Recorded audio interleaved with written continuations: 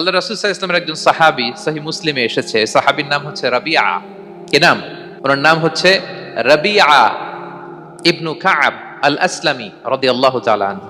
উনি বলেন, কুনতু আবিতু ইনদা রাসূলিল্লাহ, একবার আমি রাত্রিবেলা রাসূল সাল্লাল্লাহু আলাইহি ওয়াসাল্লামের সাথে ছিলাম, কোন এক কারণে রাসূলের সাথে রাত কাটিয়েছি। তো রাসূল সাল্লাল্লাহু আলাইহি ওয়াসাল্লাম যেহেতু তাহাজ্জুদের সালাত পড়েন, তো তিনি বলেন, আমি মাঝরাতে উঠে একটা গামলা দিয়ে, পাত্র দিয়ে অজুর পানি নিয়ে আসছি বিশ্বনবীর জন্য, এনে দিলাম। বিশ্বনবী এত খুশি হলেন, আমাকে বললেন, সাল হে কাব, তোমার কি লাগবে চাও। উনি বললেন, আসআলুকা মুরাফাকাতাকা ফিল জান্নাহ। উনি বললেন, ইয়া রাসূলুল্লাহ, আপনি যদি কিছু চাইতেই বলেন তাহলে আমি জান্নাতে আপনার সাথে থাকতে চাই। দেখেন কিভাবে ওনারা সুযোগ কাজে লাগাতেন। অজুর পানি নিয়ে আসছে, বিষ্ণু খুশি হয়ে গেলেন, বলেন, তুমি কি চাও? বলে, আসআলুকা মুরাফাকাতাকা ফিল জান্নাহ। বড়টাই চাইছে, ছোটখাটো জিনিস চাই নাই।